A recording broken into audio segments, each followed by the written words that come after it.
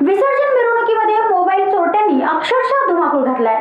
टिळक रस्ता, मध्यवर्ती पेटा, लक्ष्मी रस्ता, कुमटेकर आणि केळकर रस्त्यांवर मोबाईल चोरट्यांनी शेकडो नागरिकांचे मोबाईल हातोहात लंपास केले आहेत।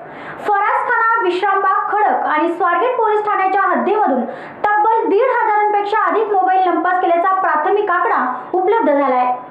सर्व पोलीस ठाण्यामध्ये या संदर्भातील तक्रारी दाखल करण्याचे काम शुक्रवारी रात्री उशिरापर्यंत सुरू होते। सकाळपासूनच मानाच्या गणपतींच्या विसर्जन मिरवणुका पाहण्यासाठी लक्ष्मी आणि टिळक रस्त्यासह शहराच्या मध्य वस्तीतील प्रमुख रस्त्यांवर गणेश भक्तांची गर्दी उसळली होती। या गर्दीमध्ये आबालवृद्धांचा सहभाग होता। तरुण तरुणी, ITNs, महाविद्यालयीन तरुणांसोबत अनेक जण कुटुंबांसोबत मिरवणूक पाहण्यासाठी रस्त्यांवर उभे होते। या गर्दीचा फायदा घेत चोरट्यांनी अनेकांचे मोबाईल लंपास केले। दुपारपासूनच सुरू झालेल्या मोबाईल चोरीच्या घटना संध्याकाळनंतर मोठ्या प्रमाणात वाढल्या। अनेक जण पोलीस मदत केंद्रावर जाऊन मोबाईल चोरी झाल्याच्या तक्रारी देत होते। मोबाईल चोरीच्या तक्रारी देण्यासाठी मध्यवस्तीतील मंडई, पेरुगेट, संभाजी नारायण पेठ, सोनादत्त, शनिवार पेठ, कसबा पेठ, गणेश पेठ, शुक्रवार पेठ, गाडीतळ, 7 कोटी, रविवार पेठ पोलीस चौक्यांमध्ये नागरिकांच्या रांगा लागल्या होत्या। विशेष म्हणजे मोबाईल चोरी झालेल्यांमध्ये तरुण आणि तरुणींचे प्रमाण सर्वाधिक होते। शुक्रवारी रात्रीपर्यंत फरासखाना पोलीस ठाण्यात 200 तर विश्रामबाग पोलीस ठाण्यात 200च्या आसपास तक्रारी आलेल्या होत्या। यासोबत स्वारगेट आणि खडक पोलीस ठाण्यामध्ये मिळून 50पेक्षा अधिक तक्रारी दाखल झाल्या होत्या।